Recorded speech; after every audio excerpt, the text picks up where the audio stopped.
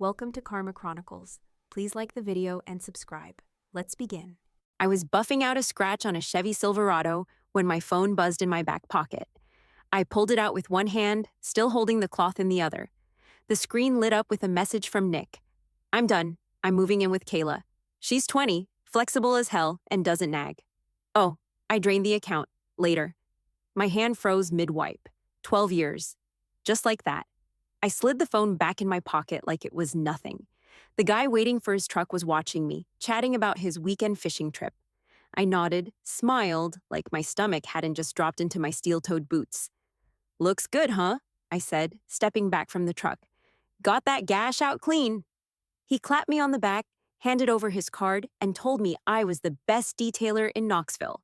I thanked him, ran the payment, and waved him off. The second he drove away, I walked to the back, closed the service door behind me, and leaned against the wall. My hands were still steady. My face was calm, but inside, my ribs felt like they were splintering. That smug bastard actually did it. "Before we start, how's your day going, and where are you joining from?" The signs were there. I wasn't blind, just tired. He started going to the gym 6 days a week after never setting foot in one.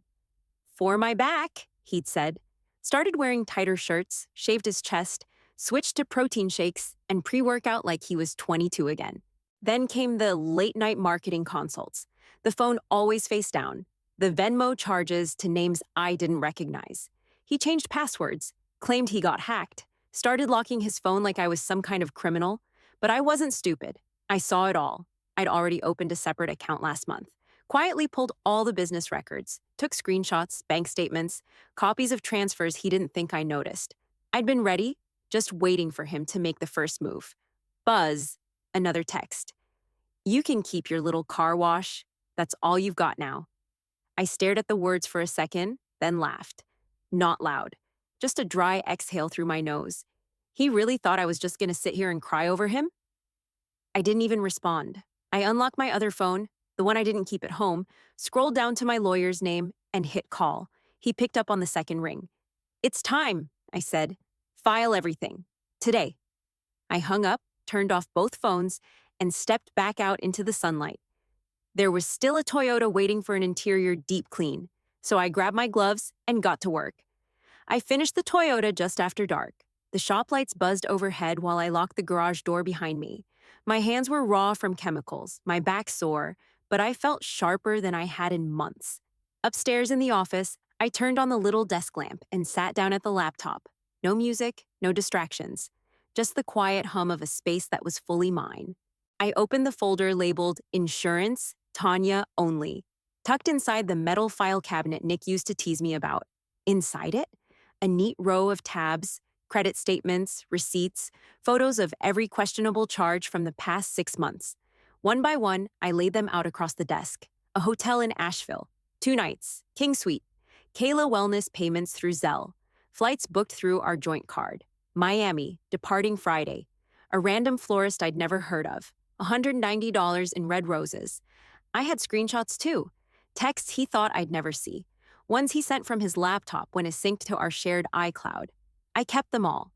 The late-night dirty talk, the dumb nicknames, the dates he claimed were work. This wasn't heartbreak. This was evidence. Nick always pushed to put the shop under both our names. Called it smart financial planning. Told me we should merge everything. Assets, debts, the whole thing. I smiled, nodded, and ignored him every single time. He never noticed the title stayed in my name. Never thought I'd notice the money disappearing either. That was his mistake, thinking I was just some grease-under-the-nails idiot with a car vacuum and an apron. My phone buzzed again. "She's got a 6-pack and a college degree. You've got rust stains and a temper." I didn't even blink. Then another. "You'll miss me once you realize nobody else wants a 41-year-old with trust issues and calluses." And then, "I left because you were cold. Not my fault you drove me into Kayla's arms." I set the phone down like it was a piece of trash. Instead, I opened the Capital One app and reported the card as compromised. Marked the Miami flight as fraud. Flagged the hotel too. Took screenshots of it all and emailed them straight to my lawyer. Then I cut the card. Snip, snip. I dropped the plastic halves into my bourbon glass, poured 2 fingers over them, and took a long sip. That credit card was toast. So was his weekend. Buzz. Fine, I'll let you keep the house for now. Be grateful. That one actually made me laugh out loud. The house, the one I inherited from my Uncle Wayne 10 years before I ever met Nick, the one with the deed in my name and nobody else's. Let me keep it, I muttered. Like hell you ever had it. I leaned back in the chair and stared at the ceiling. For the first time in months, I wasn't anxious or guessing.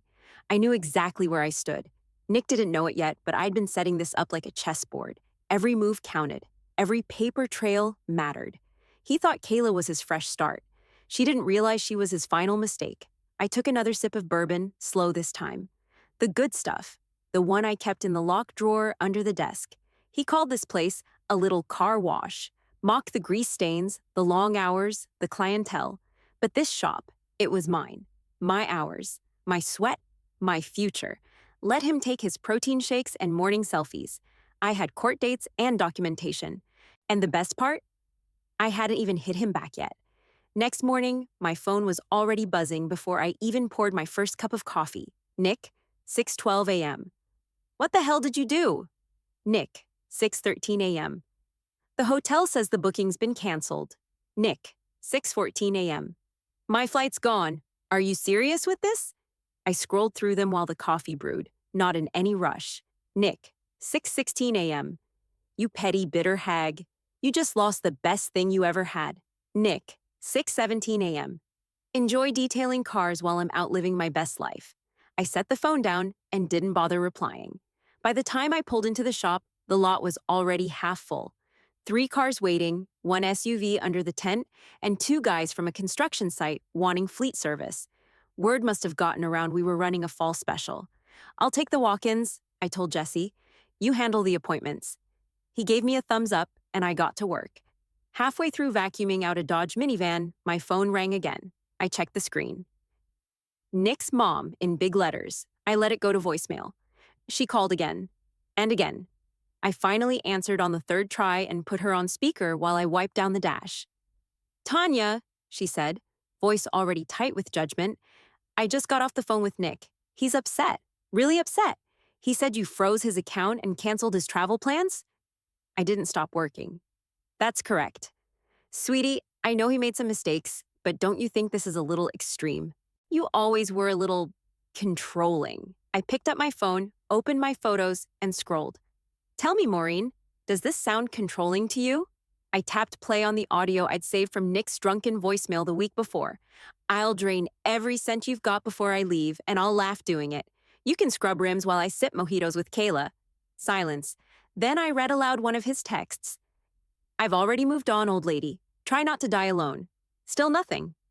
Another one? I asked. Or do you want me to forward them to you? I didn't know, she said quietly. He said you pushed him away. Maureen, I'm not having this conversation. Everything's going through the lawyers now. Tanya, please. I hung up, politely but firm.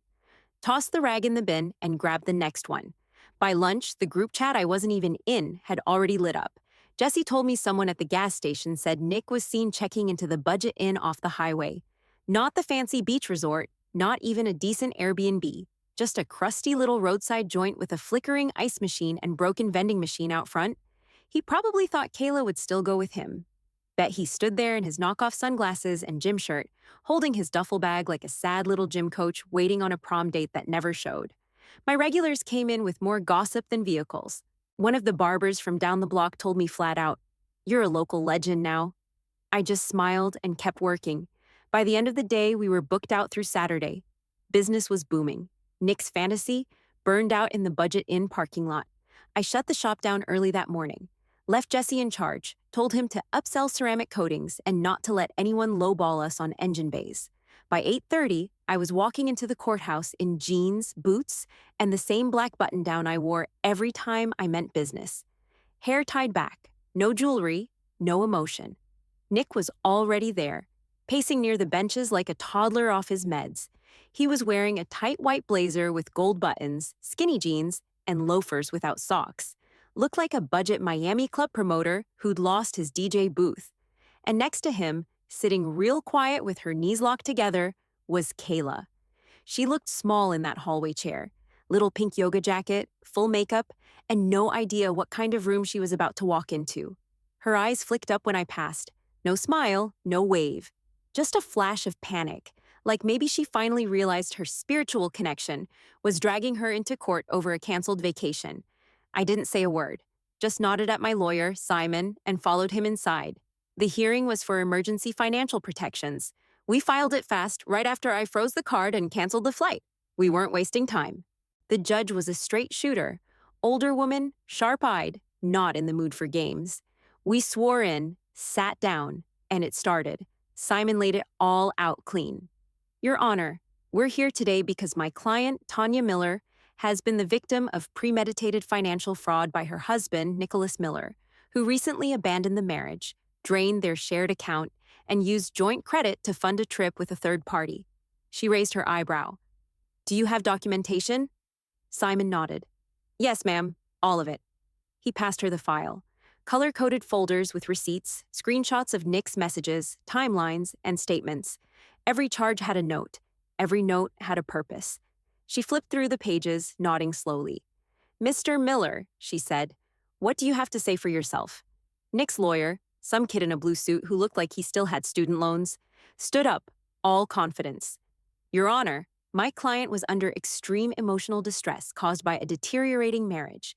The funds were used to provide temporary relief and establish distance. Temporary relief? She repeated. You mean a weekend trip to Miami with a woman half his wife's age? He blinked. Yes, ma'am. She didn't even try to hide her disgust. Sit down, she said.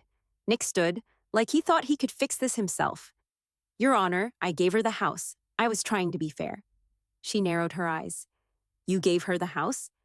It's a big place. I didn't want to fight over it. The deed is in her name alone. You don't have any legal claim to it. He shut up real quick. And the business? She asked, flipping another page. Same deal. Simon spoke again. Correct, Your Honor. Sole proprietorship under her name. Established 5 years before the marriage. Well, Mr. Miller, she said, closing the folder, it seems you tried to make a clean getaway with someone new, using funds that didn't belong solely to you, and got caught. Nick clenched his jaw.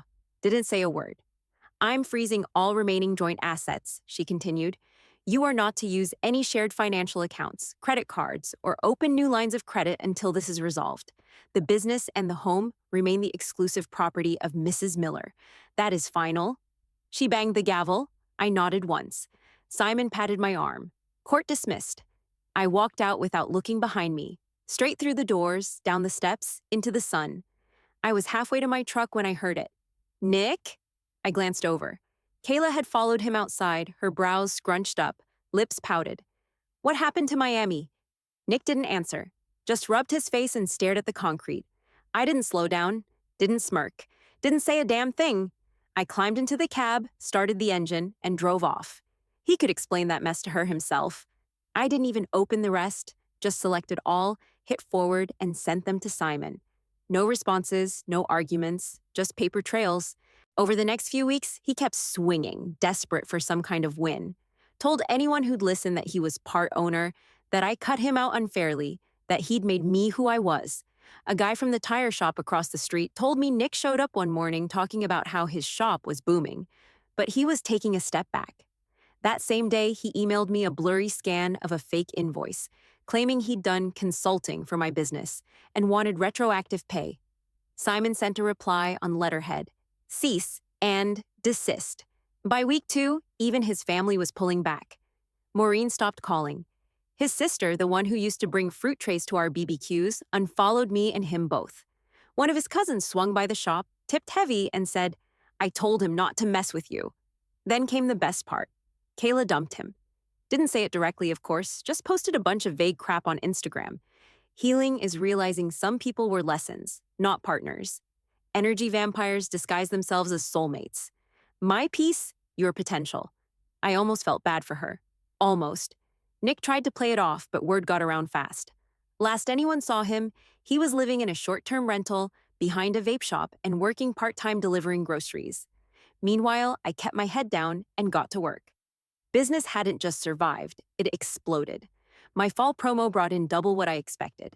Regulars were telling their friends, and the walk-ins were turning into repeat clients. I hired 2 more part-timers just to keep up. While Nick was throwing pity parties, I was reviewing blueprints, started scouting empty retail spots within a 20-mile radius, ran cost projections, checked supplier deals. I didn't announce anything, didn't post a thing, just built. Quiet, clean, focused. Because while he was out there telling stories, I was laying concrete under mine. The first article ran in the Knoxville Weekly Ledger, just a little column in the business section titled, "From Grease to Growth, Local Woman Expands Auto Detailing Empire." I found it taped to the inside of our break room fridge the next morning, right next to a faded Employee of the Month photo of Jesse eating a donut. "What the hell is this?" I asked. He grinned. "Local legend now. Told you." After that, the call started. First a podcast, then a spotlight on a local women in business panel, and then someone from the city's small biz initiative emailed me asking if I'd speak at a chamber event. I didn't say yes to everything, but I stopped saying no. My story wasn't about Nick. That's what I liked most. Nobody was painting me as the woman who got dumped. They were calling me things like resilient and strategic. I even heard someone say inspiring once. That one made me roll my eyes. I wasn't out here trying to be a damn role model. I just didn't fold. Meanwhile, Nick kept flailing like a fish in a parking lot. Every 2 weeks, like clockwork, Simon would get another motion from his new lawyer, trying to reopen the financials, claiming undue influence, saying I'd hidden assets. None of it stuck. The judge denied every last one. Each denial got a little sharper, too, like she was getting tired of the circus. One morning, I sat in the courtroom while Nick's lawyer argued that Nick should get a cut of future profits from my expansion. The judge stared at him for a full 10 seconds, dead silent. Then she pulled out a printout of Nick's text, one of the ones he'd sent me the day he left. She read it out loud. "Ha ha ha, you can keep your little car wash. I'm out." She looked back up. "Is that still your position, Mr. Miller?" He didn't answer. "Motion denied," she said. Again. I walked out smiling. A few days later, I was wiping down a customer's hood when I saw a familiar silver crossover park across the street. Out stepped his sister, Kelly. She crossed the lot slow, clutching her purse with both hands. "Tanya," she said, "can I talk to you?" I wiped my hands on a towel.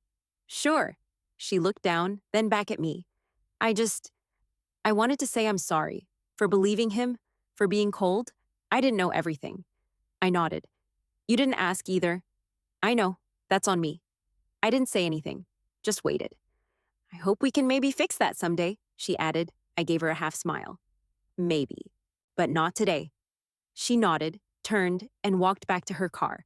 I didn't feel angry, just done. The kind of done that feels like peace, not payback. I went back to work. The bay doors were open, sun spilling in. A father and daughter were sitting on the bench out front, waiting for their truck. Jesse was showing a walk-in our service menu. Business was good. Real good. Nick, he could file all the motions he wanted. I'd already won. 6 months later, I cut the ribbon on my second location, a corner lot off Cedar Bluff, bigger than the original, with 2 full bays, a clean waiting room, and room for expansion. The sign was simple: Miller's Auto Detail. West. My name, my build. No apologies.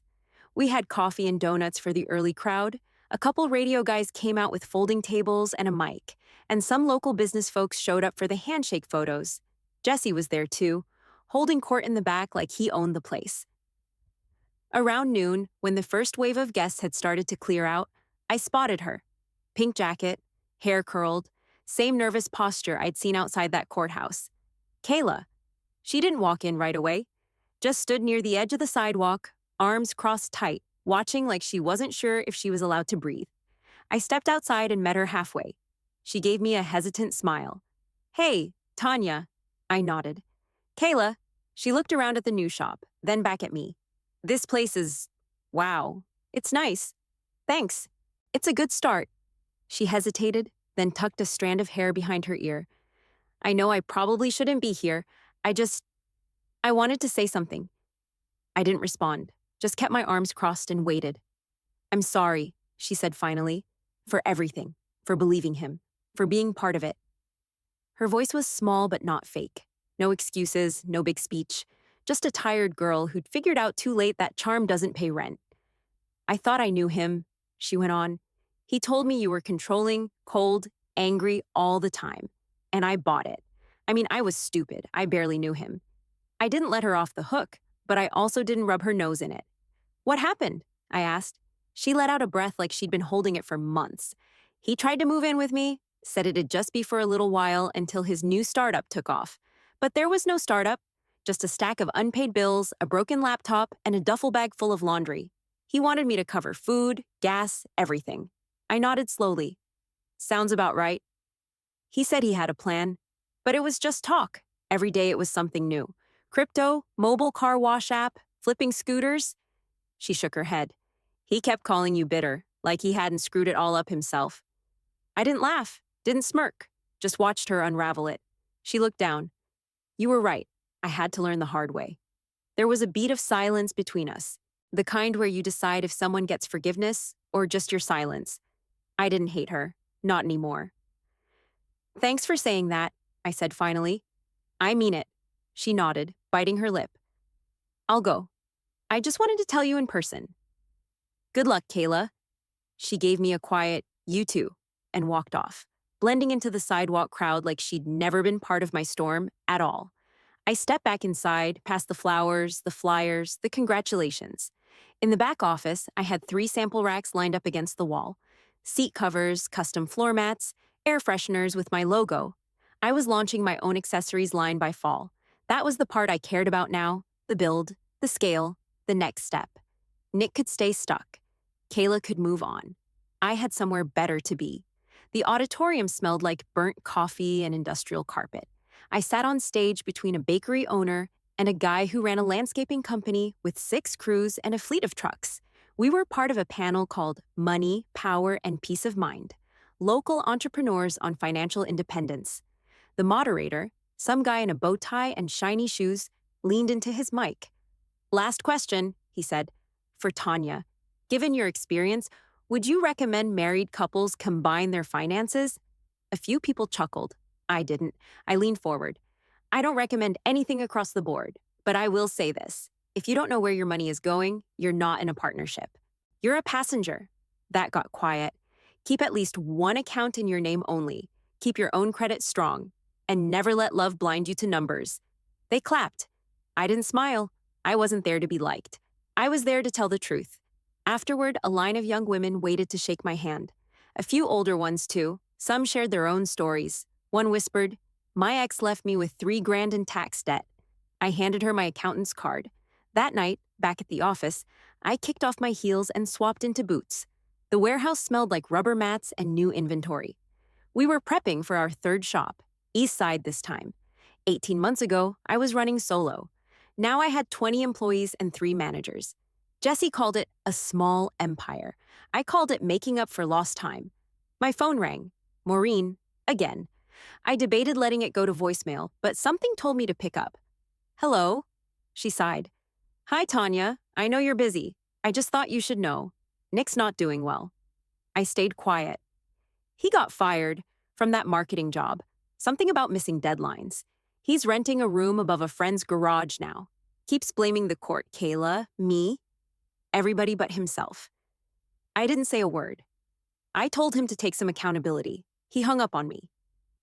More silence. Then she added, I just thought you'd want to know. Thanks, I said. Take care of yourself. I hung up. No emotion, no rush of satisfaction, just facts. The man who once told me I'd be nothing without him was now begging to get hired at places I used to vacuum the lobby of. And me? I had a payroll system, branded products, and a meeting tomorrow with a regional supplier. I looked around the office. Inventory racks, shipping labels, order sheets. I saw the business I built. The real one, the only relationship I ever truly trusted. And it had never let me down. We hosted the 5-year anniversary of the original shop on a Saturday in mid-May. The place didn't even look like the same garage I started in. Fresh paint, upgraded lighting, real waiting area with leather chairs and a coffee bar, banners with our logo hung across the fence, and a string of lights zigzagged above the back lot where we parked the food truck and set up a folding table for cupcakes. Customers showed up with their kids, past employees came to say hi, and even a couple of our vendors dropped off gift baskets. Jessie manned the grill in a custom apron that said, "Wax on, grill off." I was refilling the drink cooler when I saw her. Maureen, Nick's mom, she wasn't on the guest list, but there she was, wearing pressed jeans, a bright cardigan, and my merch. Specifically, a pair of hoop earrings with the Miller's logo charm, one of our best sellers. She walked up smiling like nothing had ever gone wrong between us. "This is just lovely," she said. "So proud of everything you've done." "Thanks," I said, polite but short. "I wear these all the time," she added, touching the earrings. "I tell people, my daughter-in-law made these." I didn't bother correcting her. She looked around the shop like it was a museum. "I actually saw Nick last week at a cookout. He's, well, he's still talking about you, still saying the courts did him dirty, still ranting about what could have been." I nodded once. Some people live in the past because they've got nowhere else to go. She tried to smile, but it faded. "Well, anyway, I just wanted to stop in. You've done something really special here." She wandered off, probably toward the cupcakes. I turned back to the cooler. Right then, a soft voice behind me said, "Miss Tanya?" I looked up and saw our newest hire. 19, barely out of high school, dark brown hair pulled into a messy bun. Name tag, Kayla. Fate's little joke. "Yeah?" I said, standing up. "I didn't want to bug you, but..." I was reviewing this week's orders and noticed the vacuum supply cost jumped by, like $30. Should I still approve it or hold off? I liked her already. "Good catch. We'll flag it and ask for a breakdown. If it's just shipping, we can probably push back. You did good." She beamed. "Thanks. I'm still learning." "You're learning fast," I said. "Come find me later. I want you helping with inventory next week." Her face lit up like I'd handed her a promotion on the spot. She nodded and darted off, notebook in hand. I stood there for a second, looking around the shop. Music playing, steam from a just-finished detail rising in the bay, a couple of kids laughing in the parking lot. Nick was still out there somewhere, running his mouth, stuck in a story he wrote for himself and couldn't rewrite. I didn't need to chase that.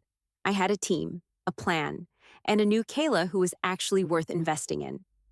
After the last guest left, I locked up the office and flipped the closed sign. The sun was already dropping behind the trees, throwing gold light across the shop floor.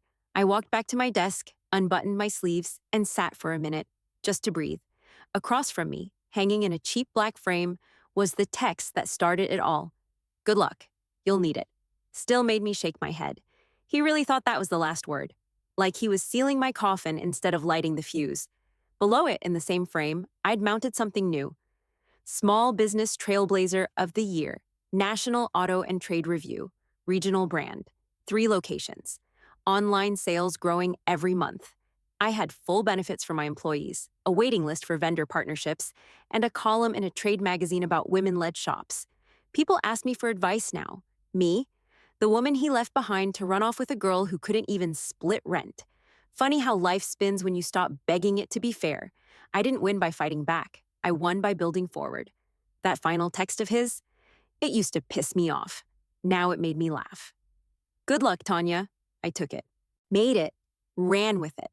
And I didn't need him, or anybody else, to see it. I shut off the lights, grabbed my bag, and stepped out into the cooling air. The shop behind me glowed soft under the parking lot lamps, windows reflecting the quiet confidence I'd earned the hard way. I climbed into my truck, tossed my keys in the cup holder, and pulled out slow. No rush, no playlist, just the hum of tires on pavement as I headed toward a home he'd never see again. Not because I was hiding, but because this wasn't his story anymore. It was mine, and it was just getting good.